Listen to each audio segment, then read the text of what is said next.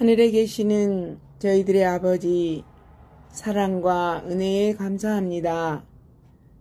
하나님은 사랑과 공의의 하나님이십니다. 우리 모두가 하나님의 법대로 살지 못해서 오늘날 이러한 재앙이 왔습니다. 저희들에게 이 잘못된 신앙을 회개하는 시간 되게 하옵소서. 하나님의 백성들이 성전에 모여서 함께 찬양하며 기도하며 예배드리는 것을 막는 시대가 되었습니다. 하나님의 영은 온 우주에 충만하오니 영과 진리로 예배드리는 귀한 시간 되게 하옵소서. 저희 교회 성도님들 각자 처한 곳에서 영상으로 예배드릴 때 성령의 충만함으로 함께 하옵소서. 이 시간은 주의 종으로 지명하여 부르신 박석규 목사님에게 주의 말씀을 주셔서 주님이 원하시는 말씀을 전하게 하옵소서. 듣는 우리에게는 하나님의 말씀으로 받아서 아멘으로 화답하는 귀한 예배의 시간이 되게 하옵소서. 특별히 사우스베이 성도님들 사방에 흩어져 있지만 하나님의 따뜻한 사랑으로 하나 되게 하옵소서. 이 모든 말씀을 예수님의 이름으로 기도하옵나이다. 아멘.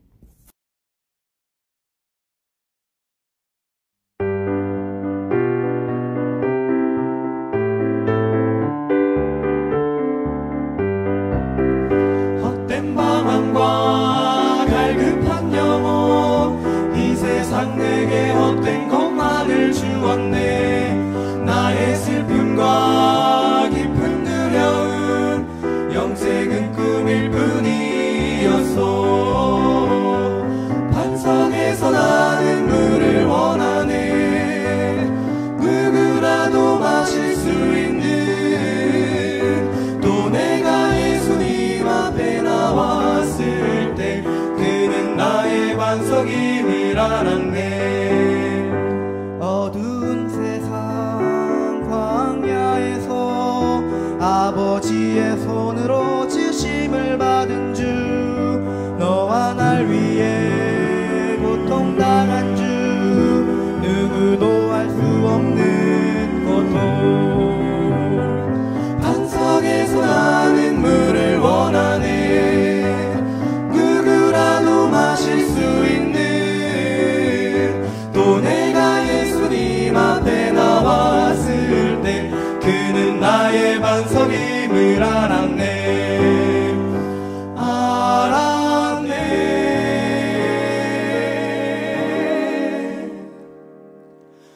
그의 진정한 삶을 원하면 갈보리에서 흐르는 생수를 보라. 너의 지난 날 죄를 다 씻고 하늘 영원한 삶을 보라.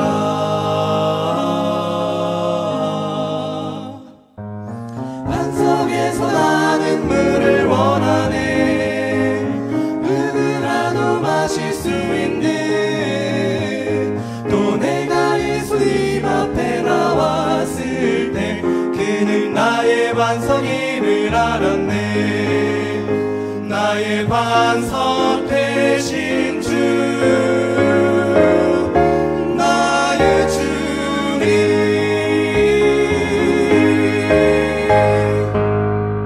성도님들 한 주간 또한 평안하셨습니까? 아름다운 찬양과 대표하여 기도 들으신 제니포 집사님의 기도에 감사드립니다.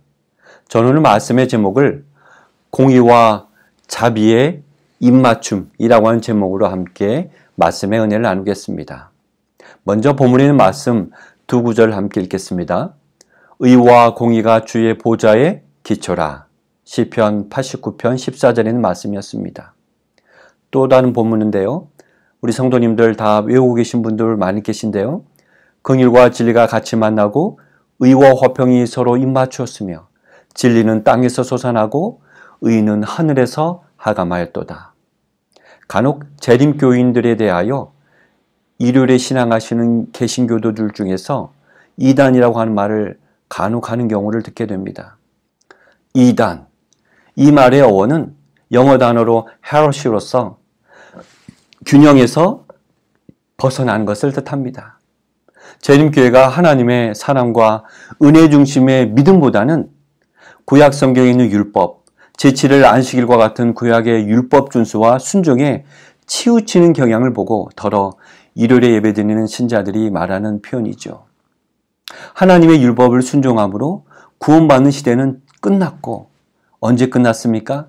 예수님의 십자가로 인해서 끝났고, 지금 우리가 사는 이 시대는 오직 믿음, 예수 그리스도의 은혜로만 구원받는 시대라고 하는 그러한 이분론적인 생각을 가지고 있는 분들이 하는 말이죠. 이런 생각을 하시는 분들이 이 방송을 통해서 예배를 드리신다면 이 시간 하나님의 보좌의 기초가 되는 공의와 자비, 즉 율법의 두 기능, 공의와 자비가 어떻게 하나님의 완전하신 품성의 사본인 이러한 율법에서 조화를 이루는지, 그리고 그 율법에 우리가 순종할 수는 없는지, 그리고 그 율법이 변개되어야만 하였는지를 살펴보는 귀중한 시간이 되기를 간절히 바랍니다. 저는 대부분의 교우들에게 대쟁투와 함께 연구도표인 구속의 역사도표를 보급해드렸습니다. 지난주 어느 집사님이 야외에서 간단히 음식을 나누는데요. 너무 이 도표의 내용이 방대하다 보니까 차근차근 공부하는 시간이 있었으면 좋겠다고 하시는 말씀을 듣고 제가 말씀을 준비하면서 이 도표에 나와 있는 내용을 토대로 말씀을 드리면 좋겠다라는 생각을 갖게 되었습니다. 성경은 말합니다. 의와 공의가 주의 보좌의 기초라. 하나님의 보좌를 중심으로 통치의 두 군보는 의와 공의이며 하나님의 품성은 사랑이시기 때문에 하나님의 사랑의 품성의 사본으로서의 율법을 우리는 잘 알고 있습니다. 율법은 정의와 자비를 완전하게 균형 있게 지탱하고 있는 하나님의 통치의 기초가 됩니다. 우리가 방금 읽은 성경 말씀에 그런 말씀이 있지 않습니까? 저는 지난 안식일 설교에서 예배는 선과 악의 대쟁투의 중심이고 마지막 때에 벌어지게 될 이 대쟁투의 싸움의 이 중심에는 누구에게 예배를 드릴 것인가 라고 하는 예배 전쟁에 관한 싸움이라고 말씀을 드렸습니다. 지구가 창조되기 전부터 우주와 만물을 통치하시는 하나님의 율법에 보좌하시는 두 축이 있는데 그것이 공의와 자비였다고 하는 것이죠. 율법은 하나님의 품성의 사본입니다. 그래서 율법의 정신, 율법의 내용은 사랑이시며 하늘에서부터 시작된 선악의 대쟁투가 종료될 때까지 하나님의 변함없는 사랑에 의거하여서 통치가 이루어질 것입니다. 성경은 인류가 창조되기 전에 하늘에서 하나님의 보좌를 섬기던 천사장 루스벨의 그 마음 속에서 죄가 시작되었고 싹텄다고 성경에 있는 이사야와 에스겔 선지자의 글을 통해서 우리에게 제시해주고 있습니다. 우리는 이제 성경 말씀을 통해서 하나님의 보좌, 하나님의 품성에 도전을 하는 루스벨의 하늘에서의 전쟁을 함께 살펴보겠습니다. 너는 기름 부음을 받은 덮는 구름이며 내가 너를 세우매 내가 하나님의 성산에 있어서 화광석 사이에 왕래하였도다. 에스겔 28장 14절에 있는 말씀이죠. 하나님의 성산, 즉 보좌가 있는 곳에 왕래할 정도로 사단은 처음에 루스벨이라고 하는 천사장으로서 지위와 능력을 가지고 천천만만의 천사를 다스린 지위를 가지고 있었습니다. 그래서 그 지위에 그리고 그 외모에 대하여 기록하기를 주 여호와의 말씀에 너는 완전한 인이었고 지혜가 충족하며 온전히 아름다웠다라고 기록하고 있죠. 성경은 계속해서 말하기를 그가 지음을 받던 날로부터 완전하더니 마침내 불의가 찾아왔다고 기록하고 있습니다.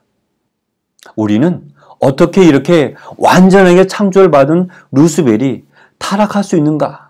라고 생각할 수 있습니다. 성경은 죄가 어떻게 시작되었는지 본문에 있는 말씀에서 소개해주고 있는데요. 루스벨 전사의 마음에서 하나님의 품성의 기초가 되는 율법, 보좌에 대한 어떤 도전을 하게 되는데요. 그 다음의 말씀을 통해서 우리가 어떻게 그가 도전을 하게 되는지 살펴볼 수 있을 거라 생각합니다.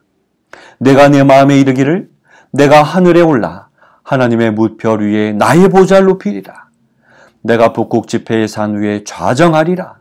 가장 높은 구름에 올라 지극히 높으신 자와 비기리라 하더라. 우리 성도님, 이 말씀은 성자 하나님의 지위와 권위의 불만을 품은 천사장 루스벨이 그 마음에 품은 생각을 영감의 글에 기록한 말씀입니다. 그는 하나님의 통치의 기초가 되고 품성의 사본이 되는 율법에 대항하여 도전을 벌인 것입니다. 곧 지극히 높으신 자와 비기리라. 이러한 결단이 이르게 된 것이죠.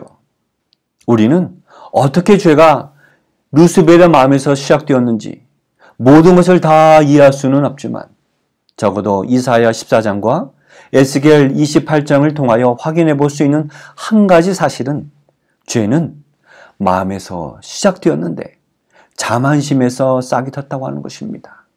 스스로 높아지려고 하는 그 정신은 하나님의 정부의 기초가 되는 위대한 사랑의 율법에 대항하여 싸우려는 정신의 표현이었다고 하는 것이죠.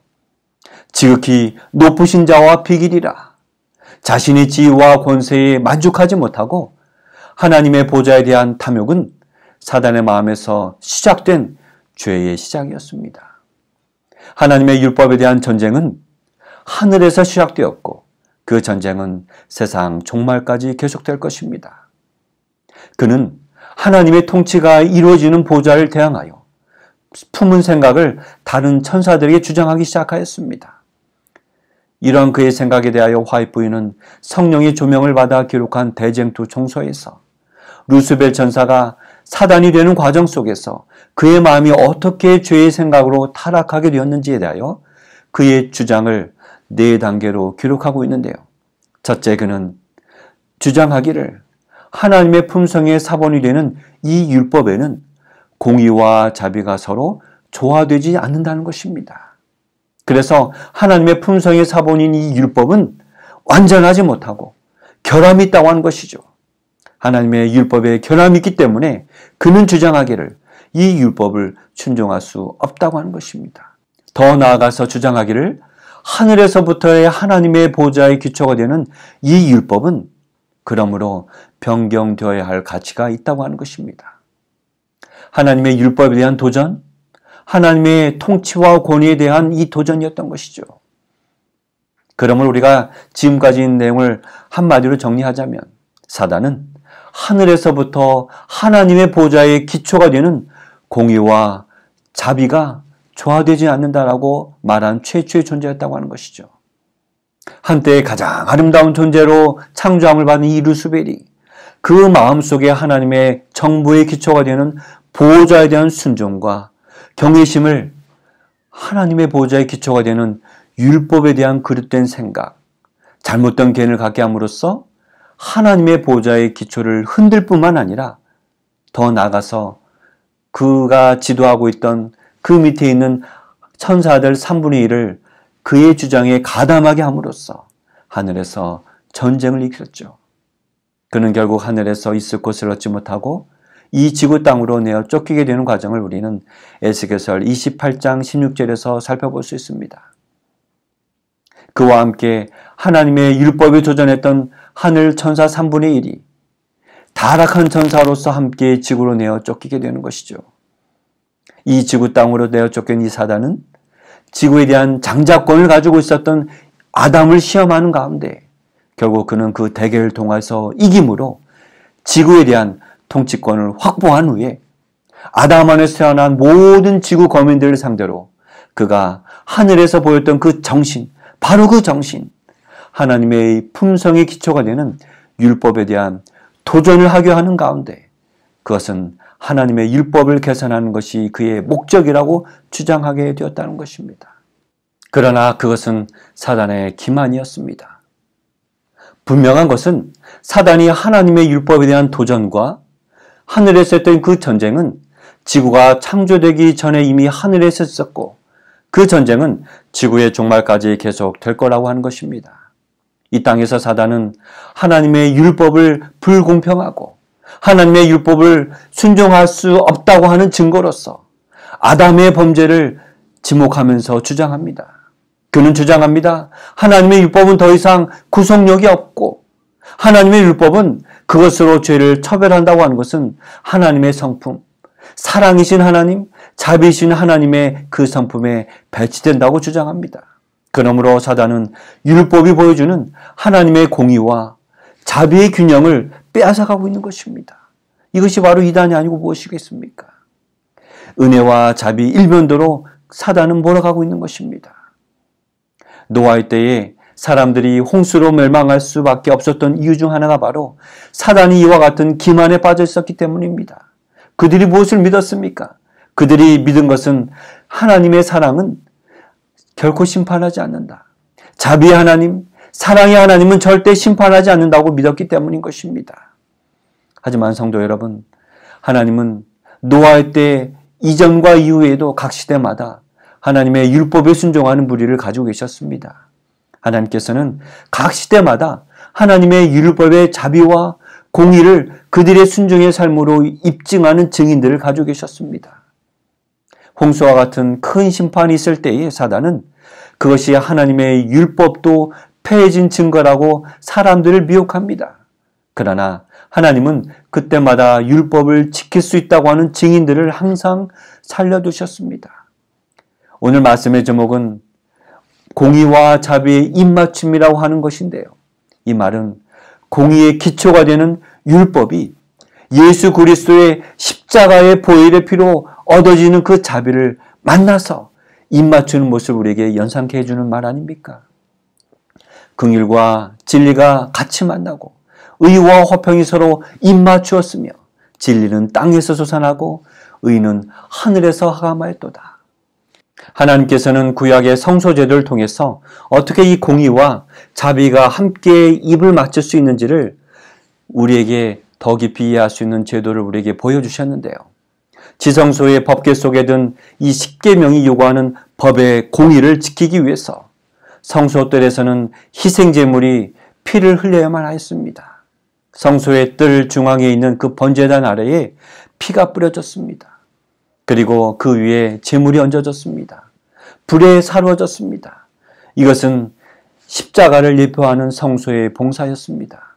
십자가는 그리스도의 지상의 봉사의 중심이고 핵심이었습니다. 또한 이 십자가는 죄에 대한 하나님의 유일한 대답인 것이죠.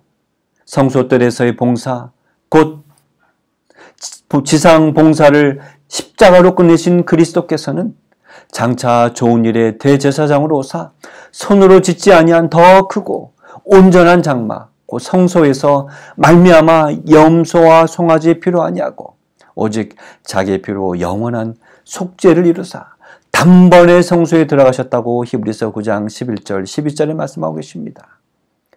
하늘 성소에서의 예수님의 대제사장 봉사는 성소의 첫째 칸과 둘째 칸, 곧 지성소 봉사로 이루어지는데요. 지상 봉사의 중심은 성소 뜰의 번제단인 십자가였고 하늘 성소의 중심은 지성소의 법궤였습니다. 인간의 범죄로 공의가 손상된 이 십계명은 그것을 회복하기 위해서 십자가를 필요로 했던 것이고 예수님이 십자가에서 달리신 사건은 곧 하나님의 율법 십계명의 공의와 피 흘림의 대속, 곧 십자가의 자비가 마침내 서로 만나는 날을 우리에게 보여주는 것입니다. 그러므로 예수님의 십자가로 말미암아 공의와 자비가 서로 입맞추는 역사적 사건을 우리는 구약의 성소봉사에서 예표해 왔던 것입니다. 이 예표된 성소봉사는 지성소의 법궤 앞에 위에 성소 뜰에서 가져온 희생제물 피가 7번이나 그 위와 앞에 뿌려졌습니다. 이 부분, 즉 공의가 자비와 만나는 입맞춤은 십자가 사건을 예표하는데 대속죄일 봉사의 장면을 성경을 통해서 살펴보겠습니다. 또 백성을 위한 속죄제의 염소를 잡아 그 피를 가지고 장 안에 들어가서 그 수송아지 피로 행함과 같이 그 피로 행하여 속죄소 위에 속죄소 앞에 뿌릴지니 곧 이스라엘 자손의 부정과 그 범한 모든 죄를 인하여 지성소를 위하여 속죄하고 또 그들의 부정한 중에 지은 회막을 위하여 그같이 할 것이요 이렇듯 대속죄일의 여호와를 위해 선택된 염소의 피를 지성소 안에 있는 법궤 위에 그리고 그 앞에 피를 7번 뿌리는 행위는 속죄소 안에 있는 십계명의 공의와 하나님의 사랑이 서로 입맞춘 사건을 우리는 다시 한번 강조해서 살펴볼 수 있습니다. 십자가 사건으로 하나님의 율법의 의를 충족시켰던 것이지요. 이렇게 법궤의 뚜껑에 십자가의 피가 뿌려질 때에 그것은 합법적으로 죄를 용서하시는 속죄소가 되고 그 속에 은혜를 베푸는 행위가 된 것입니다. 그래서 성경은 속죄소를 또 다른 말로 시은좌라고 표현하고 있습니다. 본문에서 살펴본 공의가 보좌의 기초고 인자함과 진실함이 주를 앞서 행하나이다라고 하는 이 말씀을 우리는 이 문맥에서 좀 더 깊이 이해하셨으리라 생각합니다. 법궤의 뚜껑인 정금반의 속죄소는 이 말은 원래의 뜻이 덮다, 가리우다, 속죄하다라고 하는 뜻의 동사인 카파르에서 나온 말입니다. 즉 속죄소는 법궤의 뚜껑으로 율법도 보호하고 동시에 죄인도 구원하는 합법적인 구원을 베푸는 하나님의 은혜의 보좌가 되었던 것이죠. 이 얼마나 놀라운 하나님의 계획인 것입니까? 하나님의 인류를 향한 이와 같은 사랑에 우리는 감격할 따름인 것이죠. 율법은 공의를, 십자가는 은혜를 강조하므로 이 두 단어, 즉 율법과 십자가는 서로 각각 상반된 원칙을 강조하고 있다고 생각하는 많은 그리스도인들이 있습니다. 율법으로 말미암지 않고는 내가 죄를 알지 못하였도다라고 하는 로마서 7장 7절의 사도 바울의 율법에 대한 고백을 우리는 생각해 볼 수 있습니다. 율법이 마음이 없으면 자신이 죄인인 것도 깨닫지 못하고 십자가가 베푸는 진정한 속죄를 체험하지 못하게 된다고 하는 말입니다. 사도 바울처럼 인간의 의에 대하여 절망하고 십자가의 은혜에 전적으로 의지하지 않는 사람은 율법이 요구하는 엄청난 의를 스스로 이룰 길이 없어서 결국 율법에 의해서 정죄를 당하고 멸망에 이를 것입니다. 그러므로 새 언약에 속한 백성들의 마음과 생각에는 하나님의 법이 기록되어 있습니다. 사도 바울은 히브리서 8장 10절에 이렇게 말씀하셨습니다.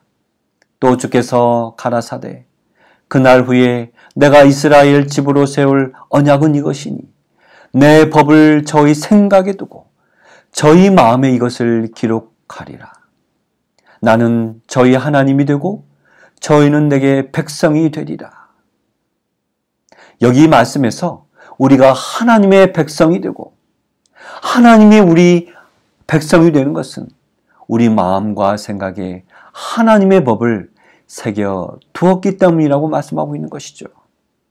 그런즉 우리가 믿음으로 말미암아 율법을 폐하느뇨? 사도 바울은 뭐라고 말씀하셨습니까? 그럴 수 없느니라. 도리어 율법을 굳게 세우니라고 사도 바울은 율법과 복음의 상관성을 강조하면서 율법과 복음의 균형을 강조하고 있는 것이죠.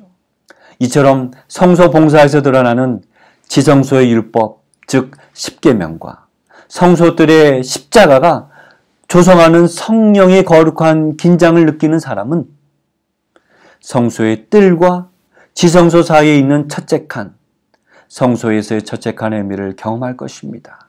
방금 들은 이 말씀이 무슨 뜻일까요? 잘 아시다시피 성소의 뜰에 있던 새 기구가 의미하는 바와 같이 번제단, 양을 잡는 곳, 물두멍, 성령의 사역을 통하여 기도와 말씀을 통하여 자신을 거룩한 사한제사로 드리는 영적 예배, 즉 번제단의 경험을 우리는 하게 되고 마음을 새롭게 함으로 침례, 즉 중생의 경험을 하게 되는 것입니다. 이는 칭의와 성화의 경험이라고 할 수 있죠. 율법의 의에 대한 심령의 부담으로 십자가의 은혜로 날마다 해결해가는 사람은 마침내 지성소에서도 베풀어지는 대속죄일의 심판을 통하여 우리 심령의 지성소의 정결을 경험하게 될 것입니다. 왜냐하면 하나님의 법이 마음에 기록됨으로써 새 언약의 언약궤가 된 그 마음 속에 십자가의 피가 넉넉히 뿌려졌기 때문인 것입니다.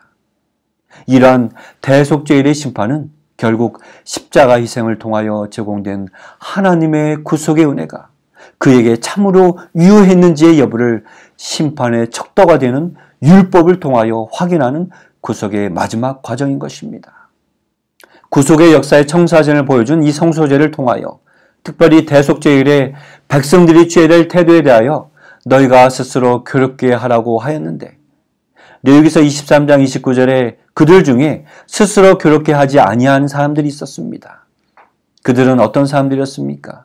진정한 회개와 속죄를 경험하지 못한 사람들입니다. 이와 같이 진정한 회개와 속죄를 경험하지 못한 그리스도인들은 속죄소의 심판을 통과하지 못할 것입니다. 대속죄일의 심판, 그 백성들의 태도에 대하여 이와 같은 태도, 즉 스스로 교롭게 하여야 할 그 태도에 대하여 말씀하신 것은 자신이 겸비하고 진정으로 회개하는 심령을 말씀하시는 말씀의 태도인 것이죠. 이 태도에 대하여 예수님께서 왕의 아들의 혼인잔치 비유를 통해서 다시 한번 우리에게 상기시켜 주셨습니다.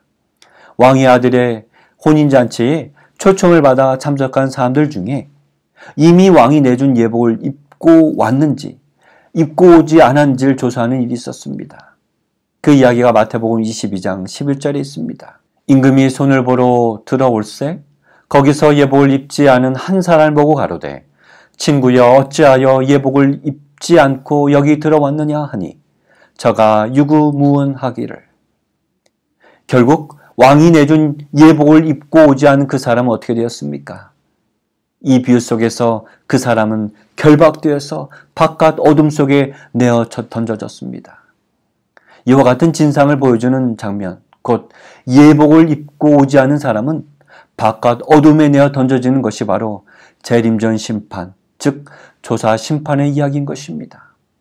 왕이 내어준 혼인 예복은 무엇을 상징할까요? 그것은 바로 어린 양이 혼인 기약이 이르러서 그에게 허락하사 빛나고 깨끗한 세마포를 입게 하였은즉 이 세마포는 성도들의 옳은 행실이로다. 여기 계시록 19장 7절에 8절에 말씀하고 계십니다. 곧 구원받은 백성의 유니폼, 그 혼인 예복은 하나님이 요구하시는 의의 표준이 되는 하나님의 계명을 지극히 존중하고 전심으로 순종하는 반면 인간의 의로는 신령한 율법이 요구하는 하나님의 의를 충족시킬 수 없음을 인정하고 십자가에서 인간을 대신하여 율법의 의를 넉넉히 이루신 그리스도를 자신의 의로 받아들이는 믿음, 곧 예수 믿음을 지키는 백성들에게 입혀주시는 옷을 상징한다는 것입니다. 오늘날의 종교계에서 십자가가 율법을 폐기했다고 주장하면서 특별히 제칠을 안식일 계명을 무시함으로 성경의 종교와는 거리가 먼 상태에 놓여 있습니다. 대부분의 개신교도들은 오직 믿기만 하면 축복이 내 것이다 라고 말합니다. 그들은 하나님의 율법의 권위를 부인하고 하나님의 계명을 지켜야 할 의무에서 해방되었다고 주장하는 자들입니다. 그러한 자들은 십자가 이후에 역시 사단의 기만에 속고 있는 자들입니다. 사단은 예수님의 십자가를 지칭하면서 하나님의 자비가 그분 자신의 공의로 파괴시켰고 그리스도의 죽음이 하나님의 율법을 폐기시켰다고 선언합니다. 하지만 여러분 생각해 보십시오. 만일 하나님의 보좌의 기초가 되는 율법을 하나님 자신이 폐기하거나 그 율법을 변경시키거나 폐기하셨다고 한다면 그리스도께서 십자가에서 죽으실 필요가 있었습니까? 율법은 결코 변함이 없고 인류는 그 교훈의 믿음으로 순종함으로써만 구원을 받을 수 있기 때문에 그래서 예수님께서 십자가에 달려 돌아가신 것입니다. 결국 십자가가 율법을 파괴하는 행위라는 이 쟁점을 가지고 사단은 그리스도와 마지막 심판의 때까지 싸움을 벌일 것입니다. 그리스도께서는 당신의 생명의 죽음을 통하여 하나님의 공의는 그분의 자비를 손상시키지 않을 뿐만 아니라 죄는 용서받을 수 있고 하나님의 율법은 의로울 뿐만 아니라 온전히 순종할 수 있다고 하는 사실을 예수님께서 스스로 입증해 주셨습니다. 율법에 대한 사단의 비난은 예수님의 십자가 사건으로 완전히 거짓임이 온 천하 거민들에게 증명되었던 것이죠. 예수님의 십자가로 증명된 공의와 자비의 입맞춤은 곧 하나님께서 인류에게 그분의 사랑의 명백한 증거로 높이 들려졌습니다. 그것이 바로 십자가인 것입니다. 예수님의 십자가는 율법의 요구, 즉 죄의 삭슨, 사망, 죽음이라고 하는 그 요구를 자신의 생명으로 이루심으로써 증거해 주셨습니다. 우리가 매일 십자가에서 비쳐나오는 자비와 율법의 요구인 공의가 입맞춤을 우리가 보게 될 때 우리의 품성도 더욱 거룩한 상화 열매를 맺을 수 있도록 성장하고 자라게 될 것입니다. 하나님의 율법은 거룩하며 의로우며 선하기 때문에 완전하신 하나님을 그대로 나타내주고 있습니다. 그런 율법에 순종할 때에 그때 이루어지는 품성도 또한 거룩해질 것입니다. 그리스도는 하나님 품성의 완전한 모분이십니다. 그리스도는 내가 아버지의 계명을 지켜 항상 기뻐하는 일을 행한다고 말씀하셨습니다. 그러므로 그리스도를 따르는 사람들은 그분과 같이 되어야 할 것입니다. 우리의 마음이 그 은혜를 힘입어서 하나님의 거룩한 율법의 원칙과 일치한 품성을 이루는 것이 바로 우리의 목표가 되어야 할 것입니다. 이것이 성경이 가르치는 상화의 과정인 것이죠.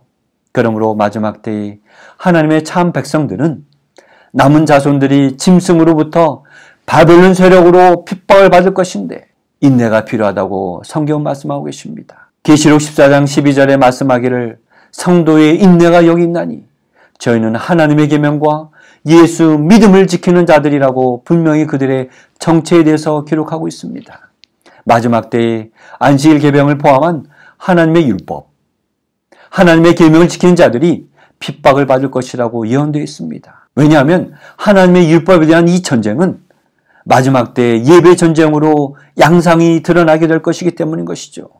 곧 하나님의 계명이 드러난 창조주의 권위에 순종하는 자와 짐승의 권위를 드러내기 위해서 세워진 짐승의 우상에게 경배하는 자들로 이렇게 나뉘어지게 될 것입니다. 하나님의 율법이 짐승의 표를 받은 자에 의해서 폐해지는 일이 일어날 것입니다. 십자가가 율법을 폐기했다고 하는 주장은 하나님의 율법을 인간의 법으로 대체함으로써 그 최종적인 열매가 드러날 것입니다.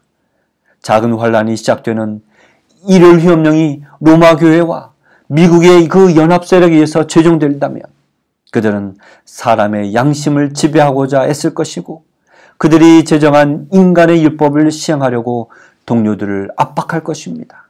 이렇듯 하나님의 율법에 대한 전쟁은 하늘에서 시작되었고 그 전쟁은 지구 종말까지 계속될 것입니다. 모든 사람은 시험을 받게 될 것입니다.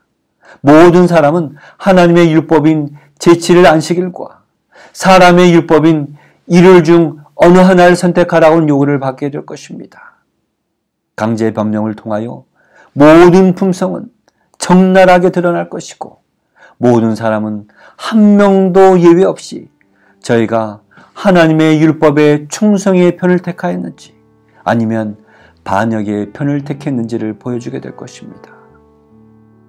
각 사람은 이 투정의 계쟁점에 관하여 기만당하도록 버려두지 않을 것이며 현명한 결정을 하리만큼 충분한 빛을 갖게 될 것입니다.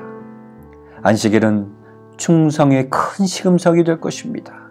왜냐하면 안식일은 특별히 투쟁의 초점이 되는 진리가 되기 때문입니다. 하나님의 율법, 곧 10계명의 넷째 계명인 제7일 안식일을 예배일로 지키는 대신에 로마 가톨릭 교회와 미국 국가의 연합으로 제정될 이 일요일에 일하지 말고 예배 드리라고 하는 이 국가적 법령이 내려지게 될 것입니다. 지금도 일요일이 주일이다, 안식이다라고 말하며 사람들을 미혹하고 있는데 이것이 법령으로 제정될 것입니다. 그러나 이 거짓 안식일인 일요일을 지키는 것은 하나님과 반대되는 세력에 충성하는 것이고 하나님의 그 권위에 반대해야 되는 짐승의 세력에 충성하는 표가 될 것입니다. 성경 계시록은 이를 짐승의 표를 받는 것이라고 명백히 말씀하고 있습니다. 반면에 제7일 안식일을 지키는 율법에 순종하는 행위는 곧 하나님의 인을 받게 되는 행위인 것입니다. 사랑하는 성도 여러분, 그리고 이 영상을 보고 계시는 소수의 성도 여러분, 오늘 우리는 하나님의 율법의 기초에 도전하는 루스벨 그 천사의 마음에서 시작된 죄의 시작을 살펴보게 되었습니다. 하나님의 율법에 대한 도전, 하나님의 보좌와 권위에 대한 그 도전은 이 땅에서 이어져서 결국 그 죄가 예수 그리스도를 십자가에 못 박게 하였고, 그 십자가에서 우리는 공의가 자비와 함께 입맞춤을 나누는 대속죄율에 베풀어지는 성소의 예표를 우리는 보게 되었습니다. 이미 사단은 그가 패한 것을 알고 있지만, 사단은 십자가 이후에 택하신 자들 미혹하게 하기 위해서 율법이 패해졌다, 율법은 공의와 자비가 더 이상 조화되지 않는다, 율법은 그러므로 변경되어야 한다고 기만하면서 오랜 지구의 역사를 통하여 결국 하나님의 율법을 변경하였습니다. 창조주 하나님께 대한 예배드린 날, 그 날과 시간을 제7일 안식일 토요일에서 주일 중 첫째 날인 일요일로 변경하였습니다. 이 기만적인 도전은 예배 전쟁으로 극대화되고 결국 대쟁투의 쟁점이 될 것입니다.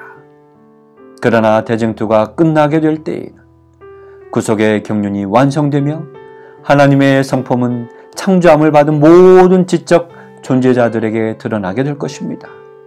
하나님의 율법의 교훈은 완전하고 영원 불변하다는 것이 알려질 것입니다.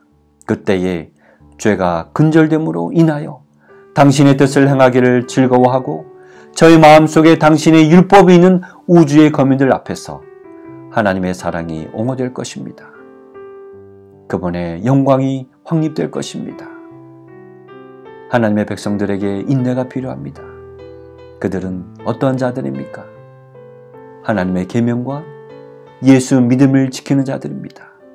그들은 하나님의 율법은 의로우며 완전하며 영혼을 소성케 할 것을 믿고 순종하는 자들인 것입니다. 사랑하는 성도 여러분, 오늘도 하나님의 권위와 통치의 믿음으로 순종하는 자들, 영혼을 소성케 하는 하나님의 율법을 순종하며 제7일 안식일을 지키는 모든 자들에게 하나님의 복과 거룩해 하심을 통하여 진정한 안식일을 경험하게 되시는 여러분과 제가 되기를 간절히 바라면서 말씀을 마치겠습니다.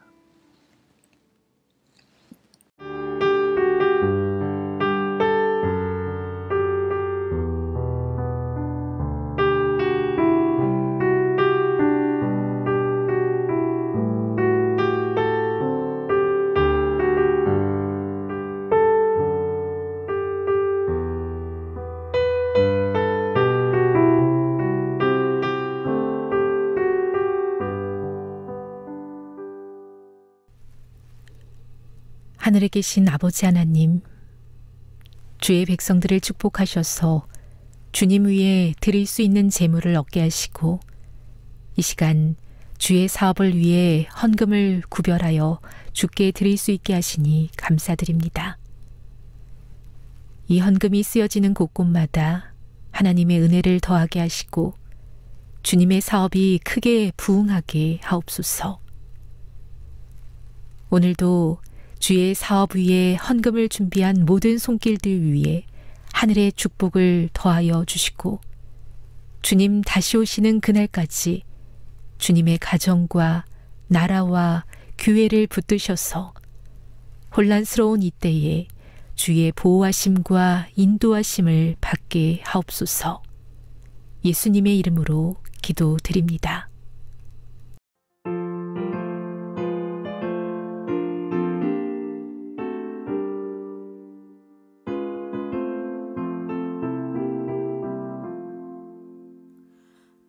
구주의 거룩한 말씀을 의지해 날마다 주님께 나가며 성령의 인도를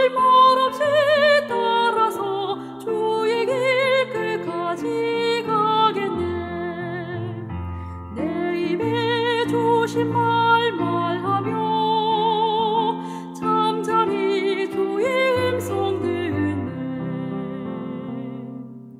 가라신 곳으로 나가며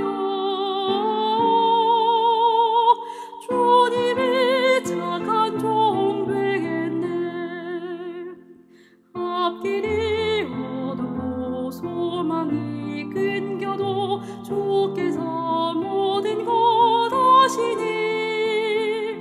모든 것 주님께 온전히 맡기면 사랑의 품 안에 쉬겠네. 내 입에 주신 말 말하며 잠잠히 주의 음성 듣네. 가라신 곳으로 나가며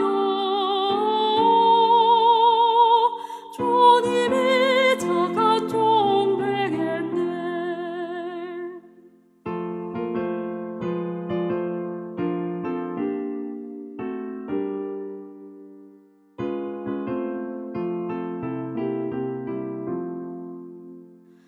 주님을 내 맘의 친구로 모시고 온갖 것 주위에 버릴 때 마음이 편하고 앞길이 열림을 주께서 인도자 됨일세. 내 입에 주신 말 말하며 잠잠히 주의 음성 듣네.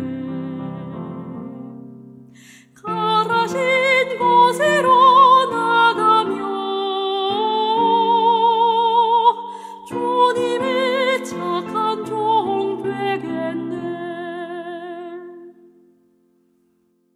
하늘에 계신 우리 아버지 하나님, 오늘 우리 마음의 믿음으로 주의 보좌의 기초가 되는 의와 공의의 통치하시는 하나님을 바라보도록 인도해 주셨사오니 감사합니다. 대쟁투의 마지막까지 사단이 하나님의 율법에 대한 도전과 공격을 이어가므로 하나님의 계명을 지키고 예수 믿음을 지키는 자를 핍박하심을 보여주시고 이 시간 성령을 부어주신 은혜로 우리 마음이 인내하고 겸손하게 주를 따르는 자 되도록 헌신할 마음 허락해 주셨사오니 감사합니다. 한 주간도 우리 마음속에서 자만하고 자고하여 하나님의 율법에 대항하거나 율법이 우리 마음에서 없는 것처럼 살지 않도록 인도하여 주시옵소서. 공의와 자비의 원칙과 균형이 우리 마음속에서 한쪽으로 치우치는 경향으로부터 오늘 우리 마음을 붙들어 주시사 말로만 의롭고 말로만 정의로운 자 되어서 사람들에게 이단적 모습을 비침으로 실망시키지 않도록 인도해 주시옵소서. 기도 앞기는 한 주간 우리 마음과 행실이 주님 보시기에 겸손하고 사랑의 정신을 잃어버리지 않는 삶 되도록 인도하옵시고 2주 만에 다시 온라인 예배로 전환되는 안타까운 마음을 주님 아십니다. 우리 마음을 어루만지사 주의 만져주심 안에서 쉼을 경험하도록 축복해 주시옵소서. 예수님의 이름으로 기도드립니다. 아멘.